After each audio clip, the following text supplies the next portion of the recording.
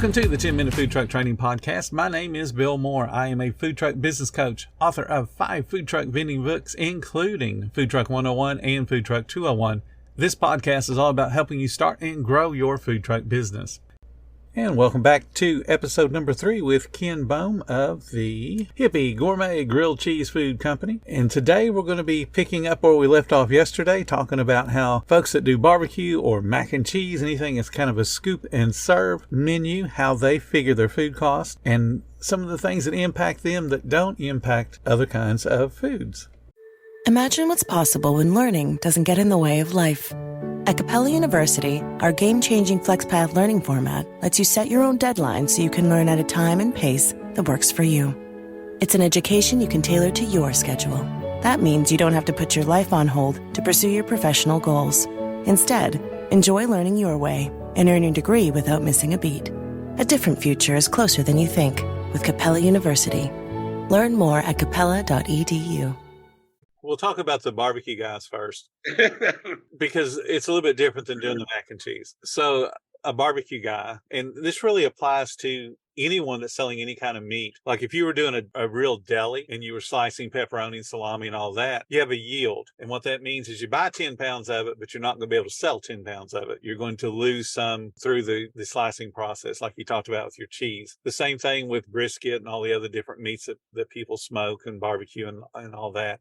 They start out with 10 pounds and they know it's going to cook down. What we do and what they should do is they create a cooking control. So they're going to have a sheet of paper that lists roast number 1 weighed 11 pounds, roast number 2 weighed 12 pounds, roast number 3 weighed 16 pounds, whatever. You want the weight when it goes into the oven. Right. And then you're going to pull it out. You know, barbecue guys are either pulling it on temperature or on time, depending upon, what their methodology is. But at the point that you pull it, you're going to weigh it again. How much did we lose in that cooking process? And then it's going to be held. So you're going to put it into whatever your holding mechanism is. At the point that you go to start serving it, you're going to weigh it again. How much more moisture did I lose? How much more fat did I lose? So you're weighing it again. You're controlling the cooking process. And once you do that enough, you start to see averages. And okay, I'm going to lose 1 pound coming out of the oven, and then you accept that 1 pound, and then what you would do is adjust the price to yourself basically upwards, because you're creating a yield. It's going to be a percentage. So if you're do a calculator, let's say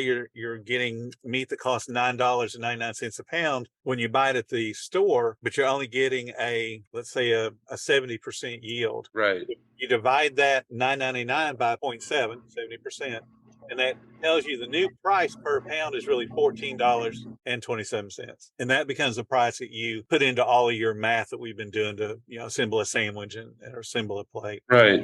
But if you don't do those kind of cooking controls, then you're pricing kind of willy-nilly. And there'll be some weeks where you go, oh man, I made all kinds of money because the meat didn't shrink very much. You did 100% on your portioning, didn't mess anything up. But then the next week, there's a lot of fat, so it shrinks really far. You still pay the same price for it, but you don't have as much actual meat to sell. So you have to weigh. Wow, that sounds like a ton of work.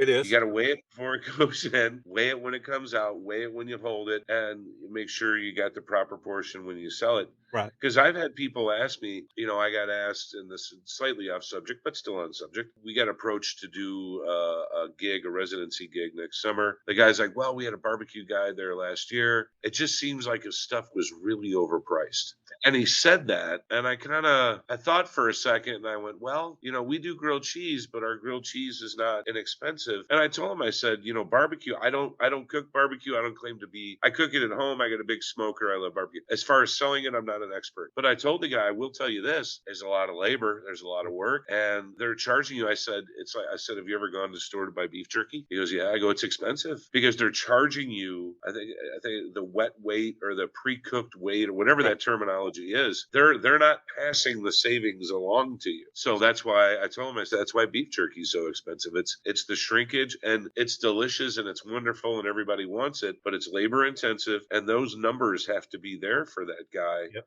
And I didn't know, and thank you for answering that question. I didn't know exactly how you did that. They have to be there for that guy in order for him to, again, keep gas in the truck and pay for all that stuff. I found in my travels through the little food truck lifestyle that we have out here, one of the most expensive food trucks is barbecue. And part of that reason is because of how much the food actually cooks down. There's some guys that I've talked to, and I really dispute this number, but I don't cook this product, so I have to go with what they say. They're telling me they lose about 50% when they're cooking a brisket, and brisket's really really popular, especially in Texas. If you're buying something that costs you $10 a pound, and you're losing 50% of it, that's a bunch of loss. And then you've got to be super careful when you're portioning it. So if you're getting Yeah. 6-ounce portions, you need to hit that pretty darn close. And to be honest with you, the only way to do it is to have a scale and to sit there and actually weigh it out. A lot of barbecue guys are what they call scoop and serve. They get some type of big disher Yeah. and then scoop it out. But the problem with that is you become inconsistent, because just think about a big pan of meat. It's sitting there, it's tasty, it's delicious, it's got some moisture in it, it's got the meat in it. So you run that disher, which is the big ice cream scoop, you run it in there and you push it against the side of the pan to squeeze out some of the juice. What that does is it takes that heaping scoop and then compresses it down, so now it becomes a level scoop. So your intention was to put maybe 6 ounces because that's what the scoop averages. Yeah. But because you compress that meat into it, you're putting 6.5, maybe even 6.75. And that adds up over the number of scoops you do throughout the day.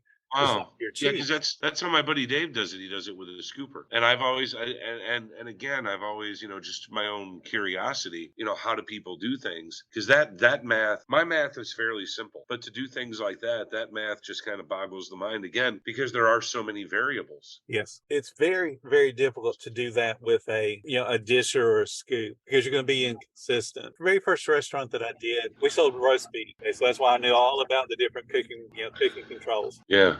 The end product goes onto a meat slicer, just like you're slicing your cheese. And then we were slicing, and every sandwich got weighed, and we had a old counterbalance scale, so the little needle would go back and forth, and the idea was to get it, you know. So I'm weighing every single sandwich before I'd wrap it and send it out. The leftover meat, because you can't sell 100% of a roast, because you're going to have little bits like you talked about that won't slice thin enough. So Yeah. we called them scraps. So we would take those scraps and turn it into a barbecue sandwich. Okay, so we're adding barbecue sauce. It was a real simple recipe. It was basically cut the meat up really, really fine and then throw barbecue sauce on it and then reheat it the next day. And now you got a barbecue sandwich. And that we would use a scoop on. But because of the moisture that we had in it, and it's already a product that we're either going to throw away and lose, or we can sell it as a barbecue sandwich, we didn't mind, running that scoop against the side of the pan to make it a level, very packed scoop, because Right. again, otherwise that meat would have been thrown away. Right. And you already counted for that in your Exactly. measurement, your weight loss and Exactly. your measurement there. I get it. That Yeah. makes sense. For Yeah, I us, always wondered that. for us on the roast beef, we wanted a 92% yield. And so we're weighing it all through those processes. So the last math that we would do is at the end of the day, we'd run a reading on the cash register to see how many sandwiches that we sold, that we legitimately sold, and then double check that against the end weight that we had of meat left over, after it's all being cooked and cooked down. And if it didn't come out to 92%, we had a problem. We knew there was a cooking issue somewhere, or there's a weight issue somewhere. We overportioned or whatever. So if you're not Right. doing those double checks, you're throwing away money. I don't like Wow. throwing away money. No, I don't either. I don't like that. And same, I would assume, because and again, I don't want to, run you too far off subject. No, you're But fine. my buddy, he does mac and cheese the same way. Right. He makes big pans of it, and he uses a scooper. And again, my question, I guess, when you're making mac and cheese, and I've made homemade mac and cheese, it goes the other way, because when you cook noodles, they expand, they Right. soak up moisture. And they get How heavier. does that? Yeah, it's heavier. Yeah. What you're going to do with some type of product like that, whether it's mac and cheese or coleslaw or anything like that, you don't get too worried about what the pre-cook weight is. You're just going to make a batch, and you've got two choices. You can either make the batch, get a weight on it when it's totally done, and then divide that by how much you want the portions to be weight wise, and then you just weigh them out, individually. Or you can do like he's doing and do a scoop. And then what you're going to do is take one batch and see what the average number of scoops is that comes out of it. If you look at the disher, is what it's called. It's an ice cream Hmm. disher. It has a little clicky thing that puts that little thing Yeah. to spit the They're food in out. different sizes. You can get Right. the 6 ounce and the 4. Yeah. Yeah. They have a number on them. It'll say like a number 6 or number 8 or number, 10 or 12 or whatever. The smaller the number, the bigger the scoop is. And what that number refers to is the number of ice cream scoops would come out of, I believe it's a quart that they would measure. Hmm. So if it says 6, it's the number 6 scoops, then it should be giving you 6 scoops of ice cream out of a quart. So if they're going to measure their mac and cheese that way, they're going to make a batch, and then how many scoops can I get out of this batch, and just count them. Is it going to be 10, is Okay. it going to be 12? And at that point, then they know how much money they got into the big batch of macaroni and cheese, and then they know how many portions they're getting out of it, how many real portions, And divide it. Yeah. and divide it exactly. Well, that was easier than I thought then. Yeah, Oh, the other thing we do too is I sell again, Coke, Diet Coke, water and Sprite. I go to Costco, I get those. What are they, roughly 12 with tax, I think 12.50 a case. I think right. we pay like 35 cents a pop. I sell them for 2.50. Which is good, and that's another weakness. So that's my only variable that I had. Those are the only things I sell on the truck right now because we're still testing soup. I think the soup will end up being really good in the cold weather for sure. We always did soup, some variation of soup when it was cold for the most part. That is a 14% food cost of it. If you're getting them for 35 cents a can, you sell them for 2.50. What a lot of people don't realize is you want a side like mac and cheese or a side like soda to be a very low food cost to help balance something that you can't get in that 25 to 28% range. For example, Huh. brisket. Yeah, like I said, the brisket, because of the way it shrinks and all, you're going to have to sell that brisket for a pretty decent price, and still it may not yield you the 25 to 28% food cost. So what you want to do is a product that like I bet one of your fancier grilled cheese may have a little bit higher food cost on it. Yes. Okay. So you train the cashier that anytime this sandwich is sold, we've got to push that soda. Hey, would you like a soda with that? Because it brings down the overall food cost of that particular ticket. So now it's not as painful to sell that higher food cost sandwich because you made up You for want the to? soda drink. It's something funny. Our highest priced grilled cheese comes out to about 14 bucks. They range between 12, 13, $14. They stay within that range. Our highest priced one, and again, about that same percentage, is also our best seller. Far and away, the highest priced offering that we have. And it's not even a close first place. It's like miles down the road. Right. Which I never foresaw that happening. And sometimes you just get surprised on the food that you're selling that you look at it and go, So the pops, the drinks, and I really didn't, I probably should have, to again your credit, done the math on that, so to speak. I just kind of, that one I kind of went by the seat of my pants. Well, we get them right. for 35 cents a piece. We're on a truck. We're in the middle of nowhere. We're at a festival, wherever. And this may be the wrong way to think about it. How much is, 2.50 for a Coke?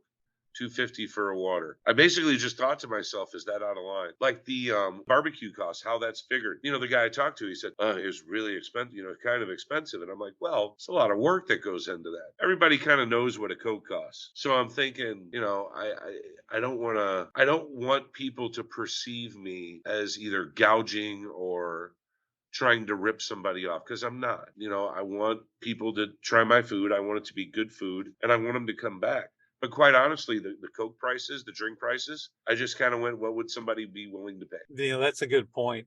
Whether that's right or wrong. No, it's the way you should do it, because there's two factors that go into your prices. Number one is, the quality of the food, obviously. The other one is convenience. A food truck represents convenience. You pay for convenience. Go to a convenience store, the thing that has that word in its title, go and buy toilet paper, go and buy milk. It costs you way more than if you go to Walmart, but it's the convenience. And, food truck owners need to understand that you're there because there's no other food around. If you want to know how to price your soda, go to a hotel and see how much they're charging for a can of soda. Open the little cooler in your room. Yeah. Yeah, exactly. And it's there for convenience, and it's going to cost you a premium price. And, food truck owners need to be thinking about that if it makes sense to their overall scheme of what they're selling. And certainly people that won't be able to get $2.50 for a can of soda. And again, haven't had anybody, what, $2.50 for a water? Oh, that's outrageous. No one. I've had people come up and they don't order grilled cheeses. Maybe we're at the pumpkin farm or whatever, they come up with a bunch of kids. Hey, can I get 7 waters from you? Yeah, you can. You add it up, it's $2.50 a piece. You're like, whoa, okay, all right. We didn't have to make anything. It's Right, just like, here, exactly. they're down there, they're right there in the cooler. Go ahead. And those are the kind of orders you want to take all day long because you're like, it's real easy. Yeah, it's amazing when that happens. Especially with water, you're probably paying what, 8 cents to 11 cents per bottle, depending Yeah, on it's the pretty brand. cheap. Yeah. Yeah, water's cheap. Always went with a name brand just to justify the price and Yeah, still we do the Ice Mountain. okay, yeah. Which is a name brand. Yeah. I always hate going to a food truck and they're selling Nestle or, Walmart brand, great value. It's like you cheapskate, just spend the money on something worth getting. See, that's what I mean. And again, you bring that up, you're absolutely right. I don't want somebody to think, oh yeah, like you said, you cheapskate, you're gonna Yeah. pay $2.50. I know what you got this for. Mhm. Which, and humans are humans. If they know kind of what you're paying, it's kind of like selling somebody a car, a used car or whatever. If they know what you paid for it and you're asking $12,000 more than what you paid for it and they know it, they're going to say you're ripping them. You know what I mean? I don't want to be that person. Yeah, no one really wants to be that person unless they have no emotions and don't care. Ugh. Thank you so much for listening to the 10-Minute Food Truck Training Podcast. If you're finding all the information helpful to your food truck business, please become a monthly supporter of the podcast. Just hit the support button or follow the link in the description. Every little bit does help keep us going. Join our Facebook group. It's called Food Truck Training. We have a whole bunch of awesome members at all different levels, from brand new beginners to decades-old veterans. They've all got your back when it comes to helping you with your food truck. And again, thank you for listening. Come back tomorrow because I got plenty more to say when it comes to helping you and your food truck business grow.